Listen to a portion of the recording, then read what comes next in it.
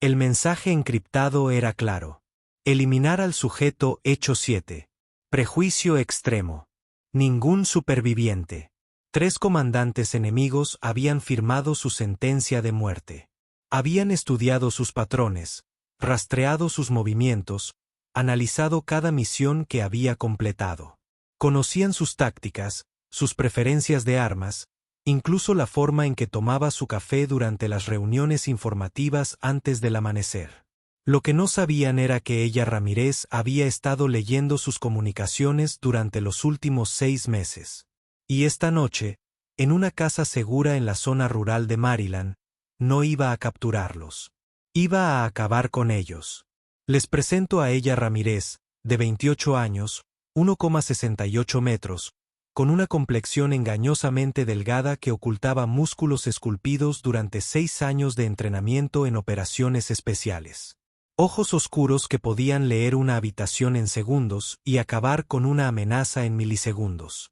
Cabello negro generalmente recogido tan fuerte que dolía. Cicatrices de combate en su hombro izquierdo y muslo derecho. Recuerdos de misiones que oficialmente nunca ocurrieron. Era la operadora de asalto principal de la Unidad Delta de la Sombra, una clasificación tan secreta que incluso la mayoría de los funcionarios del Pentágono desconocían su existencia. La Unidad Sombra Delta no existía oficialmente en ningún registro militar.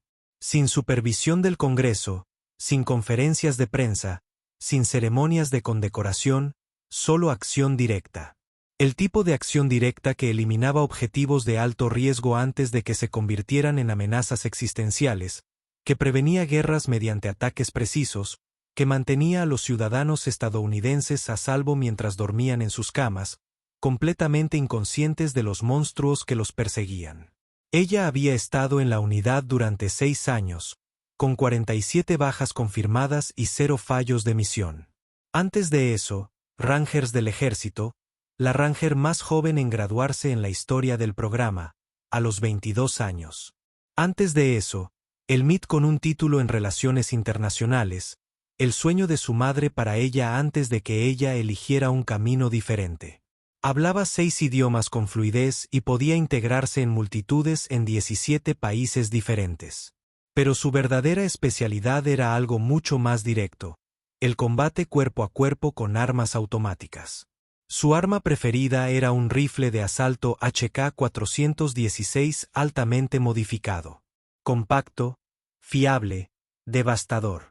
Cañón de 14 pulgadas, supresor, mira holográfica, linterna bajo el cañón, cargador de 30 balas cargado con munición de 5,56 milímetros diseñada para detener amenazas de forma permanente.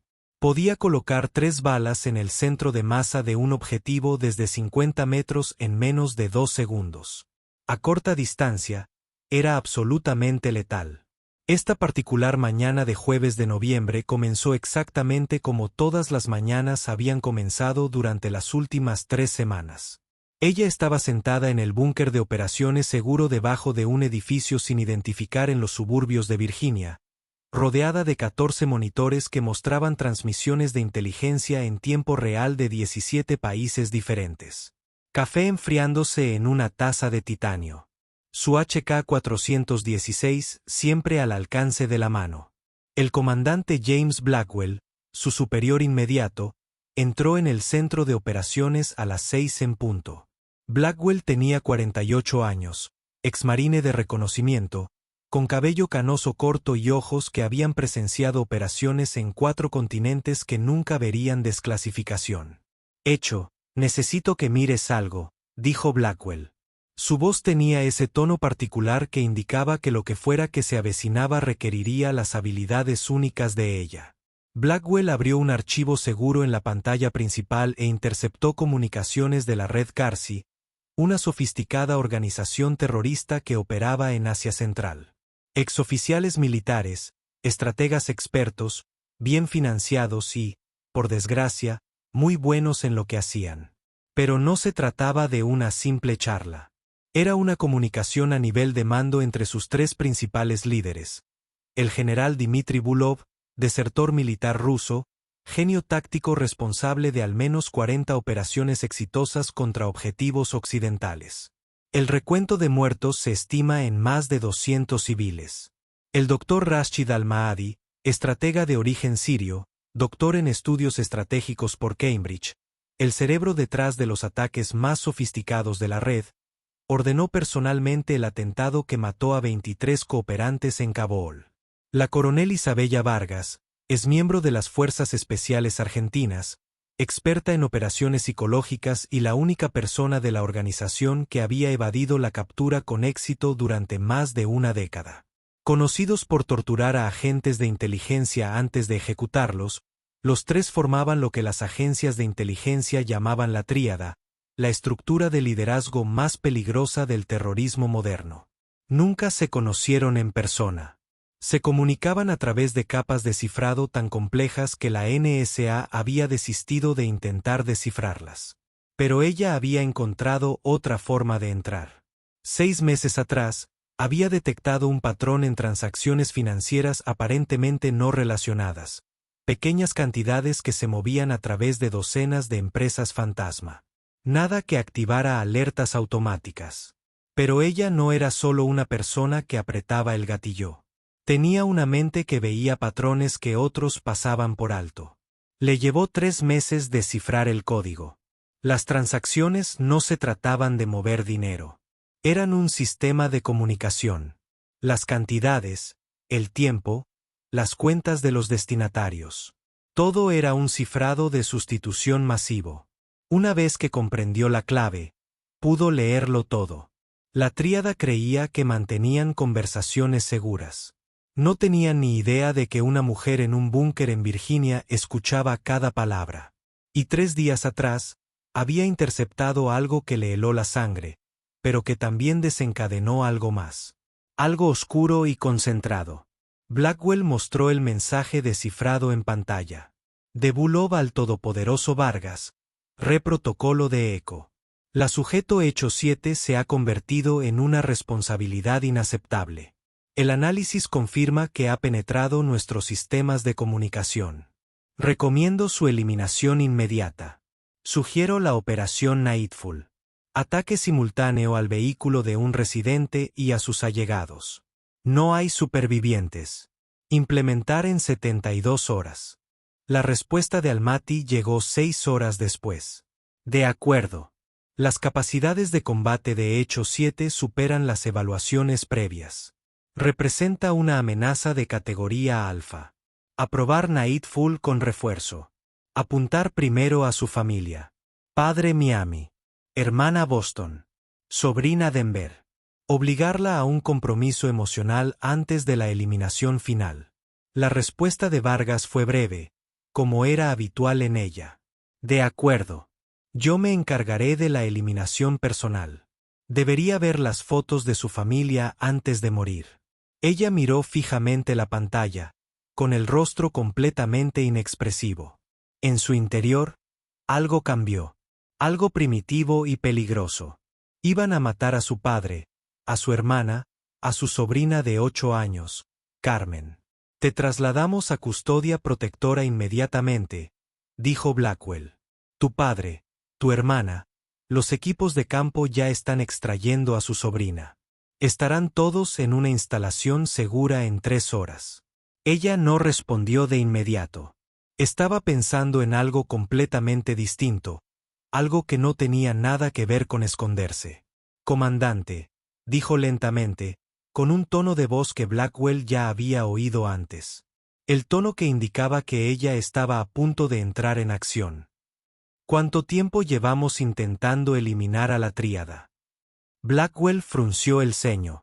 8 años. ¿Por qué? Porque nos acaban de decir exactamente dónde van a estar. Los ojos de Blackwell se abrieron de par en par al comprender el intento de asesinato.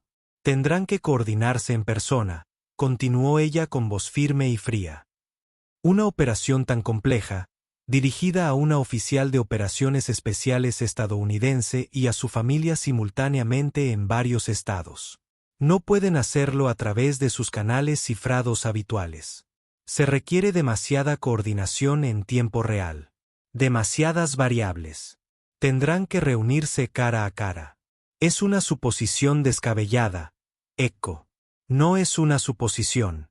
Es una necesidad táctica. Ella sacó una serie de análisis que había estado recopilando durante meses.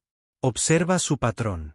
En cada operación importante que han ejecutado, y me refiero a cada una, hay un periodo de 48 horas previo en el que todo su tráfico cifrado queda completamente en silencio. Pensamos que era seguridad operativa, un momento aleatorio. Pero no es aleatorio. Es cuando se reúnen en persona para ultimar los detalles. Blackwell estudió los datos. Ella tenía razón. El patrón estaba ahí. Incluso si estás. Correcto, dijo Blackwell con cuidado. No podemos autorizar una misión de acción directa en suelo estadounidense. Las implicaciones legales. Planean asesinar a civiles estadounidenses en suelo estadounidense, interrumpió ella con voz neutra y dura. Mi familia, otras personas inocentes. Eso nos da autoridad legal para tomar medidas defensivas bajo la Ley de Autorización de Defensa Nacional, artículo 1021. ¿Quieren matarlos?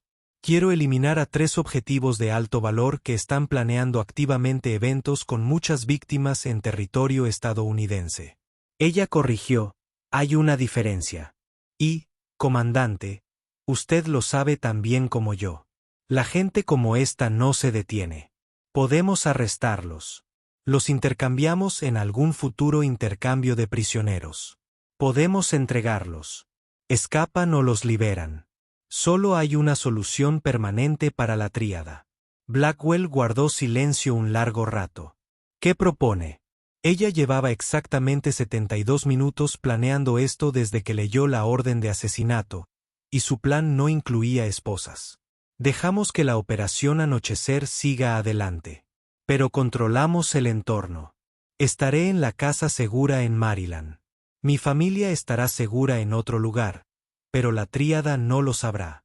Cuando vengan a matarme, hizo una pausa, cargando un cargador nuevo en su HK-416 con deficiencia de práctica. Los estaré esperando. Estás hablando de un combate cuerpo a cuerpo contra 12 hostiles más 3 HVTS-15 contra 1. La sonrisa de ella era fría y depredadora. He tenido peores probabilidades. Comandante, ¿recuerda Kandahar? Blackwell sí lo recordaba. Ella había entrado en un complejo talibán con nada más que un rifle y salió 30 minutos después habiendo eliminado a 17 hostiles, 0 bajas amigas. Tenía 26 años. ¿Y cuando termine? Preguntó Blackwell en voz baja. Cuando termine, la tríada será neutralizada permanentemente. Sin juicios, sin intercambios de prisioneros, sin regreso, solo 3 terroristas que cometieron el error fatal de amenazar a la familia de un operador especial estadounidense. El plan tardó 6 horas en desarrollarse por completo. Ella trabajaba con el equipo táctico de la Unidad Delta, especialistas en comunicación y expertos en armas. Cada detalle tenía que ser perfecto. Un error y ella sería la que se iría a casa en una bolsa para cadáveres. El sistema era elegante y sencillo. Ella transmitiría accidentalmente su ubicación a través de un canal que la tríada había estado monitoreando. Un refugio en la zona rural de Maryland, supuestamente seguro, pero en realidad una zona de exterminio cuidadosamente preparada. Su familia también estaría allí. O al menos eso indicaría la inteligencia. La transmisión incluiría los protocolos de seguridad justos para parecer legítima, pero con pequeños fallos que harían creer a la tríada que habían tenido suerte, que habían detectado un auténtico error en la seguridad operativa estadounidense. Después, ella prepararía el campo de batalla. Pasó la tarde equipando el refugio, no con equipo de vigilancia, sino con zonas de exterminio. Retiró muebles para crear líneas de fuego despejadas. Reforzó su posición tras un pilar de hormigón que detendría los disparos de fusil. Instaló iluminación adicional que podía controlar, creando puntos ciegos y áreas de ventaja táctica. Colocó armas de repuesto en lugares estratégicos, una Glock 19 en la cocina, una escopeta Remington 870 en el pasillo y cargadores adicionales escondidos por toda la casa. Y lo más importante, estudió los vectores de aproximación. Había 3 puntos de entrada principales a la casa. Se posicionó donde pudiera enfrentar amenazas desde cualquier dirección con su HK-416. La propiedad en sí estaba aislada. 16 hectáreas de terreno boscoso, con el vecino más cercano a 5 kilómetros perfecto para lo que estaba a punto de suceder. Sin testigos, sin daños colaterales, solo profesionales resolviendo un desacuerdo mortal con el único lenguaje que importaba, la violencia. Ella también había preparado posiciones de repliegue. Si el enfrentamiento inicial salía mal, tenía 3 puntos defensivos separados a los que retirarse. Cada uno ofrecía cobertura, ocultación y campos de tiro despejados. Había almacenado munición en cada ubicación, suficiente para sostener un tiroteo prolongado si fuera necesario. Echo, no tienes que hacer esto solo, dijo el teniente Ryan Cross, oficial táctico superior de la unidad Delta. Cross medía 1,88 metros, era un ex-SEAL de la Marina y tenía la confianza serena que le daban 15 años de sobrevivir a misiones imposibles. Tenía 38 años, delgado y peligroso, con penetrantes ojos azules que no se perdían nada. Ella negó con la cabeza. La tríada tendrá contravigilancia. Cualquier indicio de operadores adicionales y abortarán. Tiene que parecer que estoy solo. Te superarán en número 15-1. Solo hasta que empiece a disparar. Entonces, las cifras cambian rápidamente. Cross reconoció esa mirada en sus ojos, la absoluta certeza de un depredador a punto de tender una trampa. La había visto antes en los operadores de élite con los que había trabajado, los que sobrevivían a adversidades imposibles porque se negaban a reconocer que sobrevivir era imposible.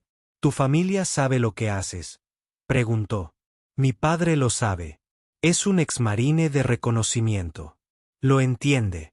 Ella revisó su rifle una vez más. Recámara, cargador, óptica, silenciador, todo perfecto. Me dijo lo mismo que me dijo antes de mi primer despliegue. Vuelve a casa sano y salvo. Y si no puedes volver a casa sano y salvo, asegúrate de que los demás no vuelvan. Cross asintió lentamente. ¿Necesitas algo más? Silencio. Hora de concentrarse y tal vez rezar por la tríada porque no tienen ni idea de en qué se están metiendo. La transmisión salió a las 14 horas del día siguiente. Cuidadosamente elaborada para que pareciera una brecha de seguridad accidental. La ubicación de ella en la casa segura de Maryland. Referencias a que su familia estaba allí. Detalles suficientes para hacerlo creíble. Suficientes fallas para hacer creíble que alguien había cometido un error. 47 minutos después, la inteligencia de señales de la unidad Delta detectó la primera respuesta. Los canales encriptados de la tríada se iluminaron con actividad. Habían mordido el anzuelo.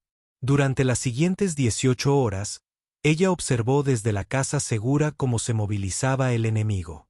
Podía verlo todo a través de las señales satelitales retransmitidas a una tableta en su posición. Eran buenos. Muy buenos. Usaban múltiples recortes, estratificaban sus comunicaciones, empleaban contravigilancia sofisticada, pero ella había estado estudiando sus patrones durante años. Podía ver a través del engaño. Volkov coordinaba el asalto táctico. 12 operadores, un ataque sincronizado de precisión militar. Al-Mahdi analizaba la información, calculaba probabilidades e identificaba los vectores de aproximación óptimos. Vargas preparaba el asesinato personal. Ella sería quien realmente apretaría el gatillo contra ella. Todo transcurría exactamente como ella había predicho. Pasó las horas de espera en meditación, una técnica que le había enseñado su instructor de Rangers. Aquietar la mente, concentrar el cuerpo, convertirse en el arma.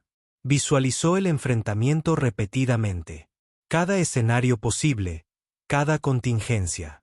Para cuando llegara la tríada, su memoria muscular tomaría el control.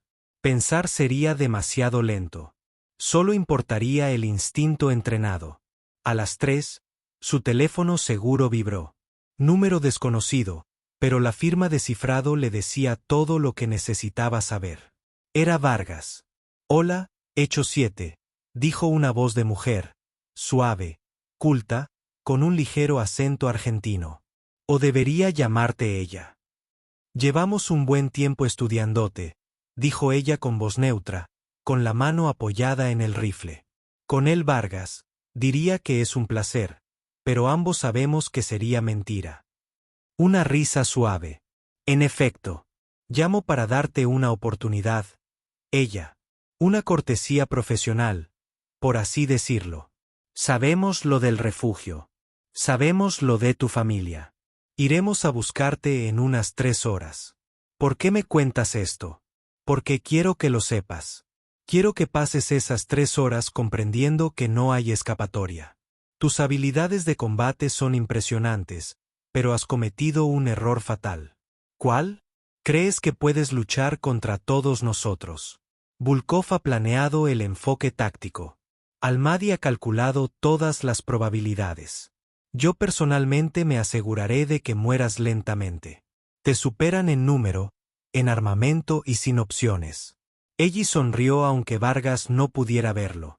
Su mano se apretó sobre su HK-416. Sabe, coronel, tiene toda la razón en una cosa. Alguien definitivamente va a morir lentamente esta noche.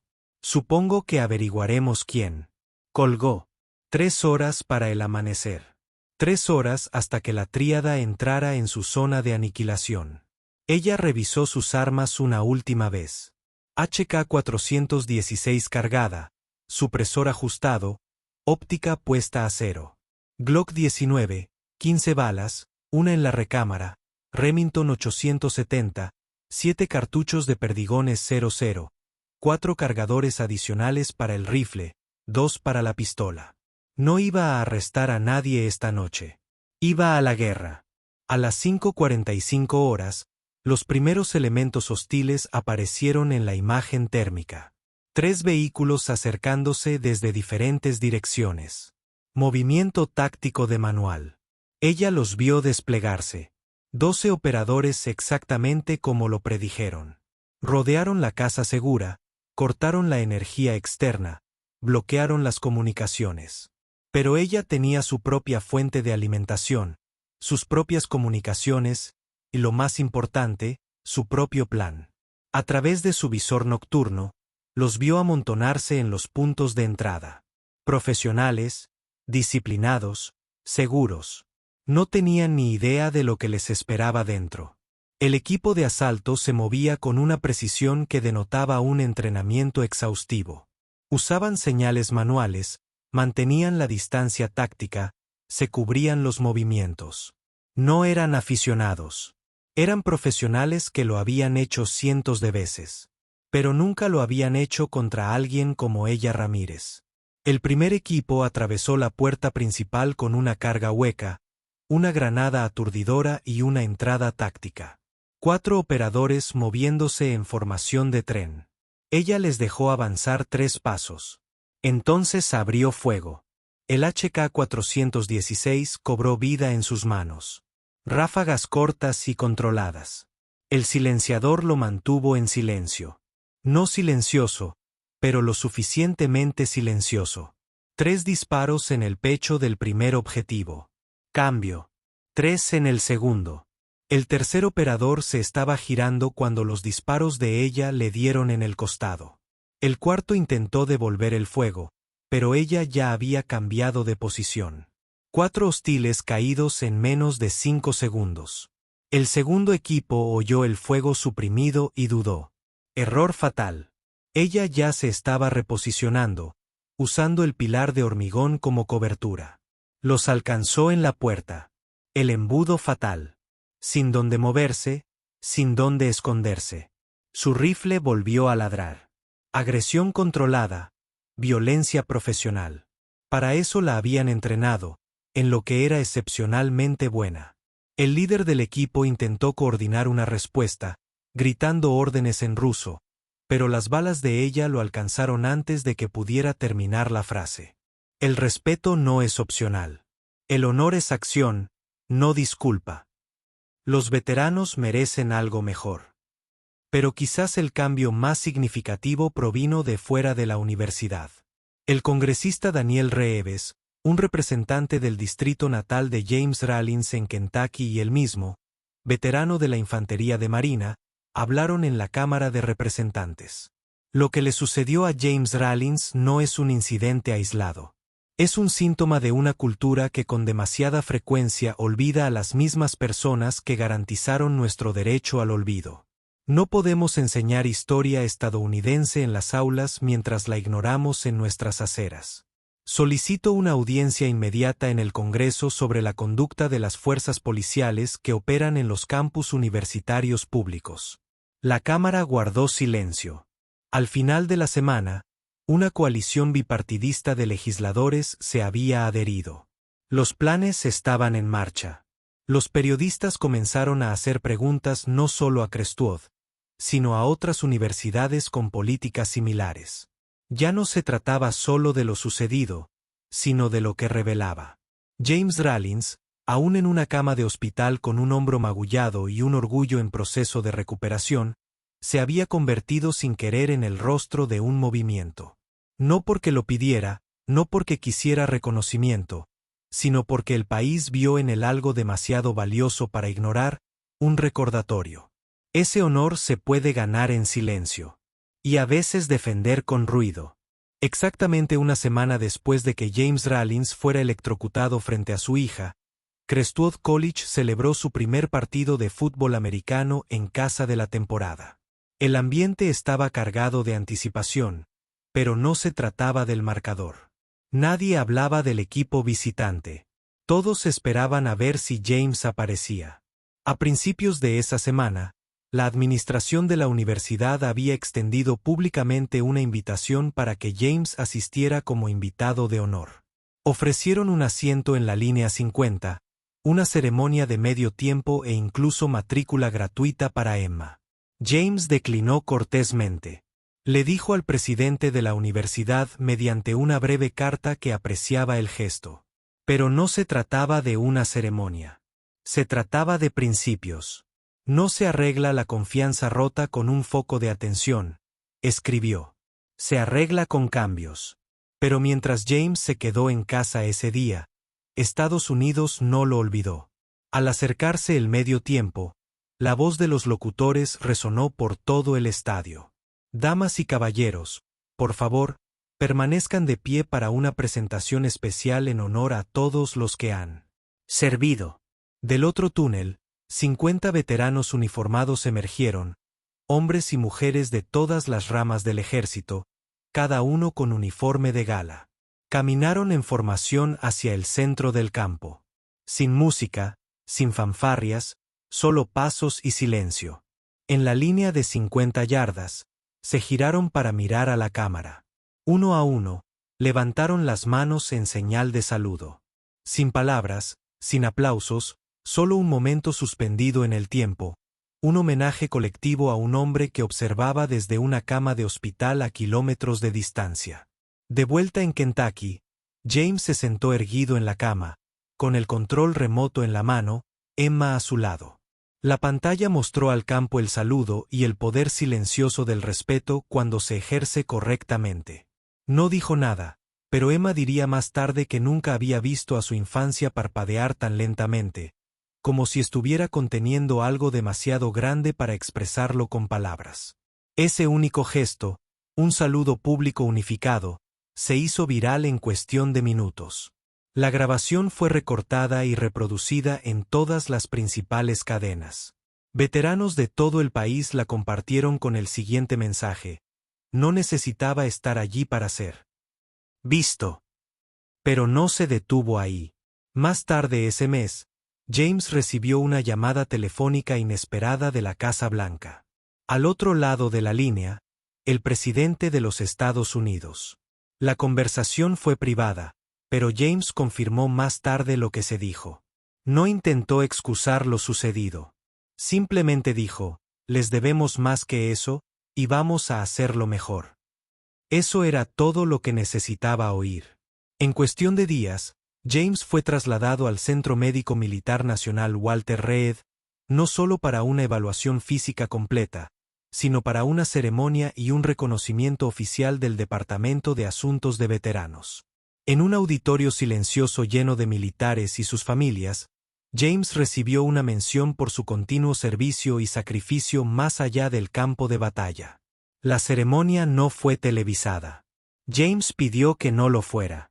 Dijo: «Esto no se trata de un solo hombre. Se trata de qué tipo de nación queremos ser». Música, pero quizás el cambio más duradero no provino de las cámaras ni de los discursos, sino de las políticas. En varios campus, inspirados por la reacción pública y la defensa de los veteranos, se adoptó un nuevo marco. Se llamó Ley de Reconocimiento y Respuesta a los Veteranos, una resolución que obligaba a todas las fuerzas del orden del campus a recibir capacitación especializada en concientización sobre veteranos, sensibilidad al trauma y participación respetuosa. La política enfatizaba una cosa: el servicio no termina cuando se quita el uniforme. Y el respeto tampoco debería terminar. Más de 60 universidades de todo el país la adoptaron en 3 meses. Otras siguieron su ejemplo. Crestwood College fue de las primeras en implementar el programa de capacitación completo. Esta vez no dieron una conferencia de prensa. Simplemente se pusieron a trabajar. El eco final de esta historia no provino de James, sino de Emma. En un ayuntamiento universitario transmitido a todo el estado, se presentó ante un auditorio lleno de profesores, estudiantes y periodistas. Habló sin guión, solo una hija hablando por el hombre que había dedicado toda su vida a defenderla. Mi padre nunca pidió un trato especial. Nunca pidió atención. Ni siquiera les contó a la mayoría de ustedes lo que ha pasado. Pero lo que sí pidió, lo que todo veterano merece, es dignidad básica. La que no desaparece en un estacionamiento. La que no recibe una descarga eléctrica en la acera. La que recuerda el servicio incluso cuando la guerra ha terminado. La sala permaneció en silencio después de que ella habló. Sin aplausos, solo reflexión. Porque el mensaje ya había llegado alto y claro. No se trataba de un incidente. Se trataba de un estándar. Uno que la nación casi había olvidado hasta que un hombre llamado James Rawlins les recordó cómo era. La historia de James Rawlins no se trata solo de un espacio de estacionamiento o un error cometido por un oficial del campus. Es un espejo que se muestra a un país que con demasiada frecuencia olvida a las personas que una vez estuvieron al frente de la fila para obtenerla. Un recordatorio de cuán fácilmente la dignidad silenciosa puede confundirse con irrelevancia en un mundo que avanza rápido, habla en voz alta y olvida aún más rápido. James no pidió convertirse en un símbolo. Como tantos veteranos, prefirió dejar que su servicio hablara por sí solo. Las filas de metales guardados en una caja de madera. Las tenues cicatrices que nunca aparecieron en fotos. La postura que mantuvo erguida, como militar, mucho después de jubilarse. Estas son las señas de identidad de un hombre que dio más de lo que recibió y nunca esperó nada a cambio. Pero ese es precisamente el problema que revela esta historia. En una sociedad que celebra el servicio en días festivos y desfiles, a menudo no logramos transmitir ese mismo respeto a los momentos cotidianos.